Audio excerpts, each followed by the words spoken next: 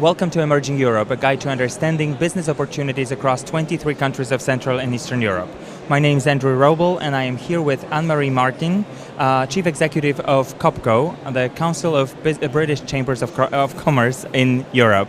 Anne-Marie, since we last talked about Brexit, quite a few things have changed. One of them is Article 50 that has been triggered.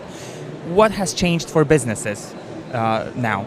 I think the process to entering negotiations and the exit process is a little bit clearer now. There's a little bit of more certainty around what that means. We've had a very clear message from the Prime Minister before calling the election, of course, when on triggering that the UK will be exiting the single market and the customs union. And whilst that may have been a little bit of a shock for companies, but it was a very clear indication where the negotiation point was starting from. So from that point of view, I suppose it gave companies, and we know that from some of our research, the opportunity to start making arrangements and to start planning for that potential inevitability. Having said that, that doesn't mean that there won't be a negotiation process in some way back in. That remains to be seen. But at least we're very clear about the path that the government is likely to take, assuming, of course, that they come back into power, which is very likely. So what do you think the businesses will start doing right now? What kind of arrangements will they do? It varies from sector to sector. I mean, we've seen some insurance sector companies, some financial services companies have already established subsidiaries in, for example, Brussels and other parts of the EU 27 as part of their contingency planning. That doesn't mean that they are abandoning the UK. That's been made very, very clear. And I'll be very surprised if those major sort of investment companies that have invested, particularly from abroad, in huge amounts in the UK for good reasons, will now stop any kind of operations in the UK.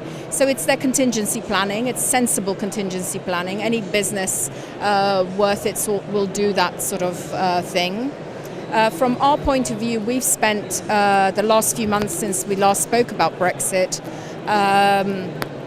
developing our research, our qualitative research across Europe, where we're trying to bring the European business perspective to the agenda in the full acknowledgement that and understanding that this is just as challenging for European-based businesses as it is for the UK, particularly as nowadays there is no such thing as just pure bilateral trade. It's multilateral, it's international. Businesses are made up of complex supply chains, complex webs of relationships.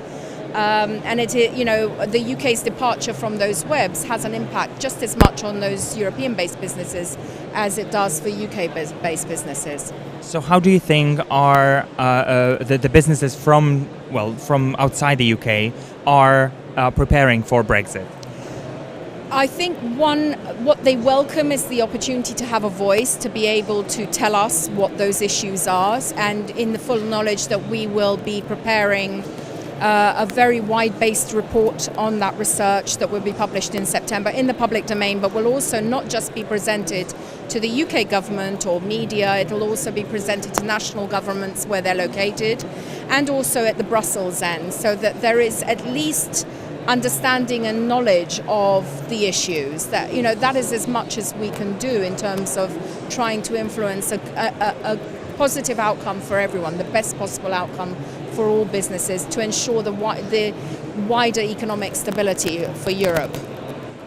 Well, this sounds like a challenge, but all challenges are always opportunities. Do you think there will be opportunities? And if so, what kind of opportunities there will be? There's always opportunities when they're faced with challenges. It's a good opportunity, I think. I've seen many, particularly the large conglomerates, really reconsidering how they are going to drive their businesses, how, for example, one of the emerging themes that has come up over and over again, and this was before the EU referendum, was around the skills gap and access to talent.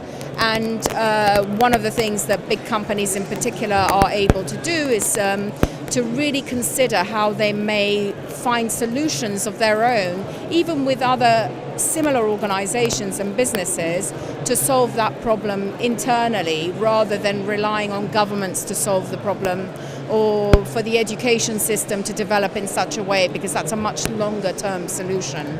So that it's definitely been a catalyst for sort of internal problem solving, and really thinking outside the box about how do we drive our business forward irrespective of barriers. I mean, at COBCOE, one of the big launches for us this year was a digital platform for matchmaking, and that was absolutely with the knowledge that irrespective of free trade agreements, the general trade barriers that we're all familiar with, businesses, they are irrelevant if businesses don't have their obvious partner at the other end. So what we're trying to facilitate is this sort of almost border-free activity on a digital platform that's within networks within our network. So it's a trusted, known environment where people can find their preferred partners, and then all the other things just follow on very naturally. I think you will always find solutions for moving your goods, for financing, but finding that person that you want to do business with, that you look at in the eye and know that you like and can work with, is much more complex.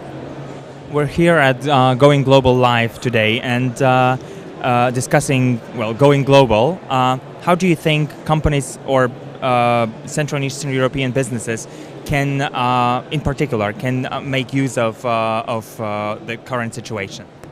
I think they need to go for it. I think now is the opportunity. Again, if this is a catalyst to drive the export behaviour and the activity of the UK, then that is a very positive thing, potentially. I mean, those markets were always available. You know, it's somebody said to me once, a great truism, that it's not free trade agreements that create trade, it's people that create trade. And that can happen irrespective of the impediments that may be created by uncertainty in the environment, or uncertainty driven by governments. I think we see that in places like Eastern Europe, where there has been relative instability over the many years since 1989, and yet it hasn't stopped inward investment into those markets. It hasn't stopped business from happening. Businesses eventually find a way of, to continue to do business. Thank you very much. Stay tuned in to our coverage of Going Global Live. Thank you.